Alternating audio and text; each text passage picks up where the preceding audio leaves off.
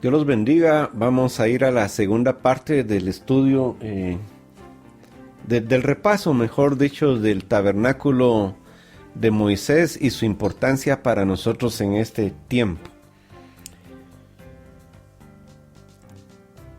Esto no nació de Moisés.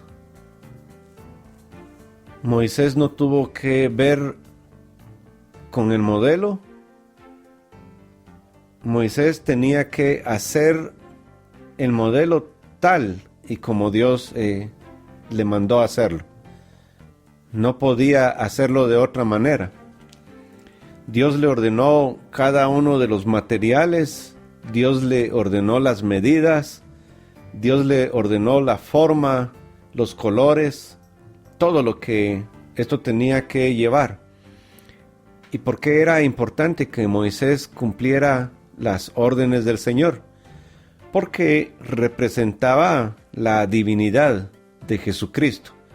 Leímos el Salmo 24 y leímos Hebreos, de que Jesucristo es, además de Salvador, intercesor, además de ser Hijo de Dios, es sacerdote. Pero la línea de nuestro Señor Jesucristo no tiene que ver en nada con la línea de Moisés. Moisés lo único que se encargó fue de hacer la réplica que Dios le ordenó, enseñarle al pueblo las leyes y los mandamientos, y que ese pueblo lo practicara y lo practicara. A lo largo de la historia vimos cómo el pueblo una y otra vez abandonó lo que Dios les había ordenado. No solo en el tabernáculo de Moisés. Usted recuerda que Saúl perdió el arca, David la recuperó, posteriormente Salomón construyó el templo, pero Josías tuvo que traer una restauración, una especie de avivamiento.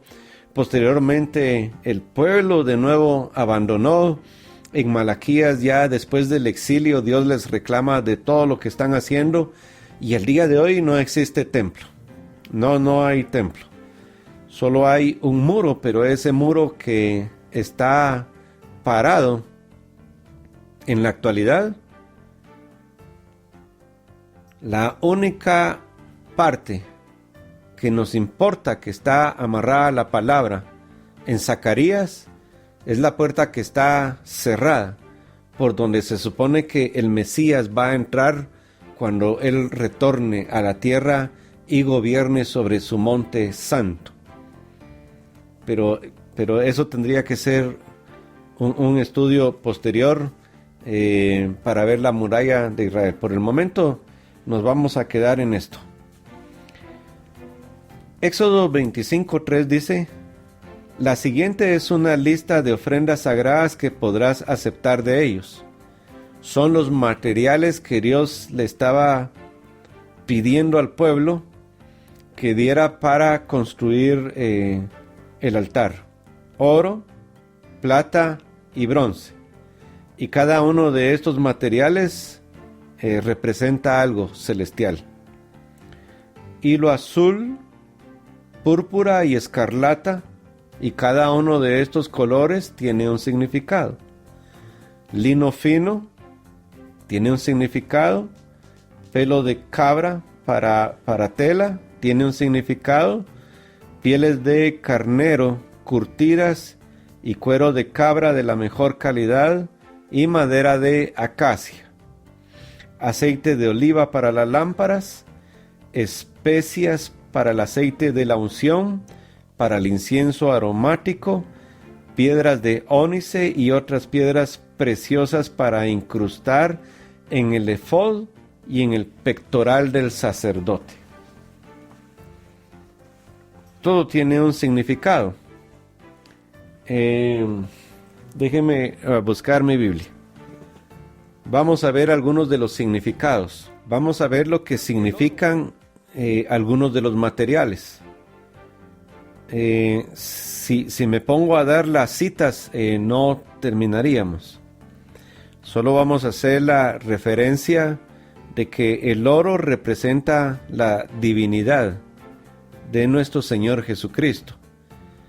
La plata representa la redención, porque la plata para ser refinada se tenía que meter en un crisol a altas temperaturas para quitar las impurezas, como el oro también. El bronce representa el sufrimiento de nuestro Señor Jesucristo. Y cada una de estas cosas vamos a ver cómo están distribuidas en el tabernáculo.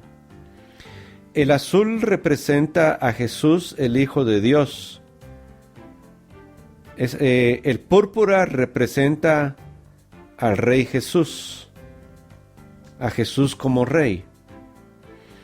El lino fino representa a un hombre perfecto. El escarlata representa a Jesús como Salvador. Y cada uno de estos colores se representan en los evangelios. El escarlata es el color que representa al libro de Lucas. El color blanco, el lino fino, representa al libro de Marcos, a Jesús como hombre. El libro de Marcos tiene esa característica que revela a un Jesús más humano. El púrpura refleja el libro de Mateo, y el libro de Mateo relata el reino de los cielos al Rey Jesús. Y el azul obviamente representa al libro de Juan, al Hijo de Dios, al Verbo hecho carne. Las pieles de carnero teñidas de rojo representan al Rey, a Jesús que dio su sangre por nosotros. La piel de tejón que cubría el tabernáculo en esta área representa a que en Cristo Jesús, además de no haber hermosura, la serpiente no puede atacar a un tejón. Los tejones matan a las víboras, a las serpientes, las destruyen.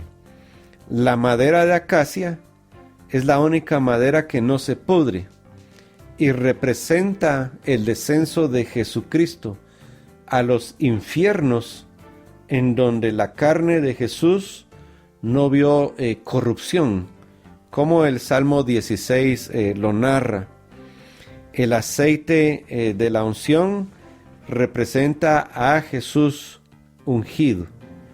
Entonces, cuando usted empieza a ver los materiales, los colores, todo lo que en el tabernáculo de Moisés existe, lo que usted empieza a ver es la descripción de las funciones de Jesús, no solo en la tierra, sino en el cielo. Recuerde, de acuerdo a Hebreos, que Jesucristo actualmente es sacerdote en el cielo. Aquí en la tierra los sacerdotes que están bajo las órdenes del cielo, bajo las órdenes de Jesucristo como sacerdote. Porque Jesús es mayor que todo, y Jesús es la palabra, y Jesús es la ley, Jesús es el tabernáculo. Entonces, cuando Jesucristo dice, yo he venido a cumplir la ley, lo que Jesucristo está diciendo es, no, lo que Jesucristo, mejor digámoslo así, lo que no está diciendo Jesucristo es que Jesucristo va a cumplir con todo lo que se le dejó a los sacerdotes para que los judíos cumplieran, aunque Jesús los cumplió. Como hombre, como judío, Jesús cumplió la ley. Sin embargo, siendo Él el tabernáculo, lo que Jesús está hablando es que Él cumple cada una de las facetas del tabernáculo y del servicio a Dios dentro de las instalaciones. En aquella época el tabernáculo de Moisés, pero aún sobre el templo de Salomón, y aún en el templo de Herodes, y aún en lo que se hace el cielo. Él vino a cumplir cada una de las etapas que quedaron inscritas en el tabernáculo como muestra de nuestro camino a la redención. Creo que está mejor dicho, nuestro camino a la redención, nuestro camino hasta el lugar santísimo delante del Padre Celestial. Avancemos un poco. Recuerde que solo es un recordatorio y un repaso para que usted sepa de qué estamos hablando cuando yo menciono normalmente en las prédicas el tabernáculo de Moisés y la importancia que éste tiene, porque sí tiene importancia. Bueno, el tabernáculo tenía algunas medidas y estaba circulado con lino. Lo que está hablando desde un inicio es que todo lo que está aquí es perfecto. Porque eso representa el lino fino. El lino fino no solo estaba alrededor del tabernáculo. Y eso es lo que Dios quiere hacer con nuestro cuerpo. Me voy a explicar un poco más. Para Dios, esto es nuestro cuerpo. Todo lo que debe haber dentro de nosotros no solo debe tener un proceso de purificación, un proceso de limpieza, un proceso de aprendizaje y de comer la palabra hasta llegar a la presencia de Dios, hasta llegar a la mismísima presencia de Dios. Entonces lo que el tabernáculo cumple es que tiene un patio. Este es el atrio. Esto es nuestro cuerpo. Todo lo que está aquí es nuestro cuerpo. Es la carne.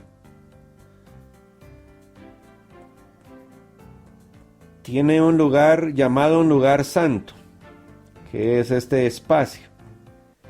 ¿Qué hay en el lugar santo? En el lugar santo lo que está es el candelero, la mesa de los panes y el incensario. Y está un espacio especial en donde descendía la presencia de Dios o su espíritu. Ese es nuestro espíritu. ¿Por qué cuando nosotros enseñamos nuestro diseño, de acuerdo a la palabra, no empezamos por cuerpo, alma y espíritu, sino empezamos por espíritu, alma y cuerpo? Porque si usted se da cuenta, el área del espíritu era un área que estaba totalmente a oscuras dentro del tabernáculo. Era la cortina más gruesa del tabernáculo y a donde solo el sacerdote podía entrar. Y para entrar debía estar limpio de pecados. Lo que Dios pide es que nuestro espíritu esté limpio de todo pecado, nuestra alma y nuestro cuerpo. Para entrar, ninguno podía entrar por cualquier lugar. Si usted observa, todo está cerrado. Solo había una puerta. Y esa puerta en la palabra de Dios se llama el camino. Por eso Jesucristo dice, yo soy el camino. Esa es la primera cortina que existe del tabernáculo, por donde entraban los sacerdotes, donde entraban las ovejas, donde entraba todo al lugar a donde todo el pueblo no podía entrar, excepto aquellos que estaban destinados para los oficios sacerdotales. Cuando Jesús pide entrar a nosotros, Jesús no va a entrar por acá, no va a entrar por acá. Jesús va a entrar por el camino que lleva al Padre. Jesús mismo dijo, nadie puede entrar por otra puerta. El que entra por otra puerta es un ladrón. Este era el único lugar. Quiero ver si aquí en mi tablet, disculpe usted, tengo algunas imágenes del tabernáculo. Yo sé que tenía algunas imágenes. Hoy creo que ya no las tengo.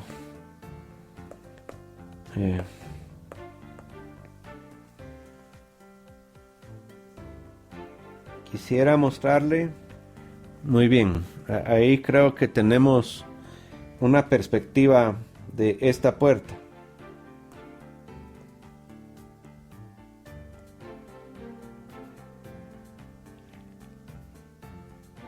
No, aunque no se observa bien, pero esta puerta tiene como un ojo.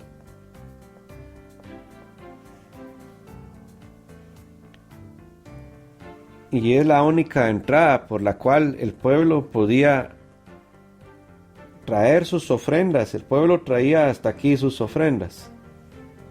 Los que oficiaban en la puerta del sacerdote entraban para oficiar todos los sacrificios que se necesitaban hacer internamente. Esa puerta,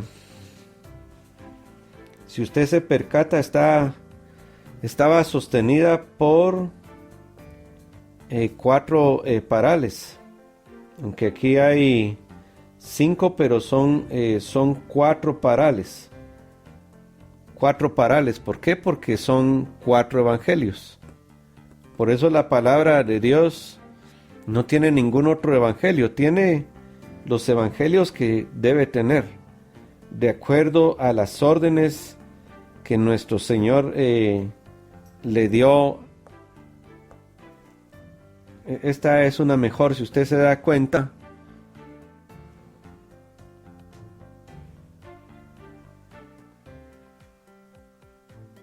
Aquí estamos viendo la primera puerta. Yo soy la puerta de las ovejas. Por este espacio el pueblo traía las ovejas. Lo que la palabra de Dios está diciendo es que por esta puerta es que usted y yo tenemos que entrar.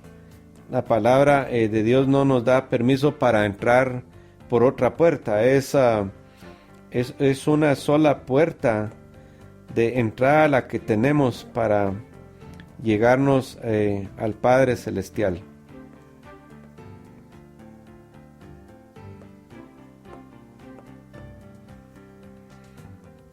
Es decir, que todos nosotros entramos por este espacio. Aquí se traían a las ovejas, y al traer a las ovejas, entonces el sacerdote estaba esperando el espacio para ofrecerlas aquí. Ese es el primer paso. El primer paso del tabernáculo es que al traer a las ovejas acá, y aquí se ponían a las ovejas, los sacerdotes las entraban, y aquí estaba construido lo que se llama el altar de bronce. El altar de bronce no es otra cosa más que el lugar en donde los corderos eran puestos para consumirlos con fuego. Por eso la plata representa la purificación. ¿Por qué representa la purificación? Porque hay que ponerla en fuego para que se vuelva pura. El cordero era colocado acá, se consumía, las cenizas caían al fondo, y posteriormente el sacerdote sacaba las cenizas, que no es otra cosa que nuestro pasado. Las cenizas representan nuestro pasado. ¿por qué se debían mover las cenizas? Las cenizas se debían mover para que esto se mantuviera limpio. Algunas cenizas se guardaban para otros efectos. El primer paso es la purificación. El segundo paso era la limpieza. Era el lugar que se conocía como el lavacro. Y el lavacro era como un guacal gigante de bronce. Por dentro estaba martillado, estaba pulido el bronce. Cuando la persona llegaba al lavacro, cuando el sacerdote llegaba al lavacro, podía reflejarse. Y la idea del lavacro con espejos es que cuando nosotros nos vemos y vemos nuestro pecado, el agua que está contenida en el lavacro nos sirve para lavarnos, para limpiarnos la ceniza que ha quedado de nuestro pasado. Hasta que nosotros hemos pasado por el altar de fuego dejando nuestro pasado, cuando nos hemos limpiado, esto es nuestro cuerpo, entonces podemos entrar al lugar santo que es nuestra alma. Y en nuestra alma, ¿qué existe? Existe intelecto, sobre todo intelecto, es la parte consciente de nuestro organismo, es en donde están las emociones, es en donde prácticamente está la personalidad de la persona. Internamente en ese lugar estaba el candelero, el incienso y el pan. Ahora regresemos un poco. Dice la palabra que estemos crucificados con Cristo Jesús. Esta es la muerte de Jesús. Todos debemos estar crucificados. La sangre de Cristo Jesús nos limpia de todo pecado. Y aquí había una segunda cortina. El camino y la verdad. Muy bien. Cuando aceptamos a Cristo Jesús, el fuego consumidor de Dios consume nuestros pecados, consume nuestra vieja naturaleza, nos lava y nos introduce a la verdad, nos empieza a revelar la verdad. Y Jesucristo por eso dice, yo soy el camino, la verdad y la vida. Entre la vida y la verdad, lo que encontramos es luz, es palabra, oración y adoración. Cristo Jesús es la luz del mundo, Cristo Jesús es la palabra, Cristo Jesús es intercesor. No solo es el camino, es la verdad y es lo que nos conduce al Padre Celestial. La última parte del lugar santísimo, yo soy el camino, la verdad y la vida. ¿Por qué la vida? Porque Él dio la vida en la cruz del Calvario. Cuando Cristo falleció, ¿usted recuerda qué es lo que sucedió en esta cortina del lugar santísimo? Esa cortina, dice la palabra, que se rasgó desde arriba hacia abajo. ¿Y por qué? Porque era un acto divino. Esa cortina tenía como unos 8 centímetros de grosor. Era imposible que se rompiera así por así. Solo un acto divino podía romper esa cortina, y es lo que Jesucristo hizo para que todos, de acuerdo a Hebreos, confiadamente nos lleguemos al trono de la gracia.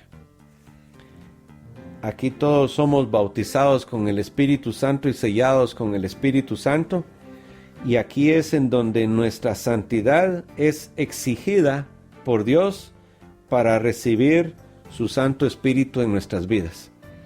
Sin santidad, dice la palabra, nadie verá al Señor. Y por eso es que Jesucristo era santo. Porque si Jesucristo no hubiera tenido santidad, ni siquiera hubiera llegado aquí porque no hubiera podido ser aceptado como un cordero pascual, porque el cordero pascual tenía que ser puro y sin mancha. Y si no hubiera sido puro, entonces Jesucristo no pudo haber llegado a ser quien nos limpiara de todo pecado. Y si en Jesucristo no había pureza, Él no podía ser la luz del mundo, y Él no podía ser el pan de vida, ni podía ser nuestro intercesor, ni podía ser quien nos llevara en el acceso directo al Padre Celestial. Cuando Jesús dice entonces, consumido es, yo vine a cumplir la ley, lo que Jesús estaba diciendo es, yo voy a ser el Cordero Pascual, yo voy a limpiar al mundo de sus pecados, yo los voy a llevar a toda verdad, yo les voy a dar luz, yo les voy a dar pan de vida, yo les voy a proveer intercesión delante del Padre, abogado, y yo los voy a llevar directamente al lugar santísimo, delante de la presencia de mi Padre Celestial. Ahora, dice la palabra de Dios que el Espíritu de Dios habita en nosotros. Entonces habitaría con nuestro espíritu, que es el lugar santísimo. Para que el Espíritu de Dios habite ahí, nuestra alma ha sido restaurada. Y si nuestra alma ha sido restaurada, nuestro cuerpo, nuestra vida ha sido limpiada de pecados. Yo sé que es una explicación muy rápida. Déjeme tener un tercer capítulo para ampliar algunas cosas del estudio y que podamos tener generalidades realmente de lo que esto representa. Más que conocerlo al pie de la letra, lo que necesitamos es conocer sus generalidades para que nos sirvan a nosotros, obviamente, para cumplir con nuestra labor sacerdotal delante de Dios. Hermanos, Dios los bendiga y seguimos en un tercer capítulo. Bendiciones.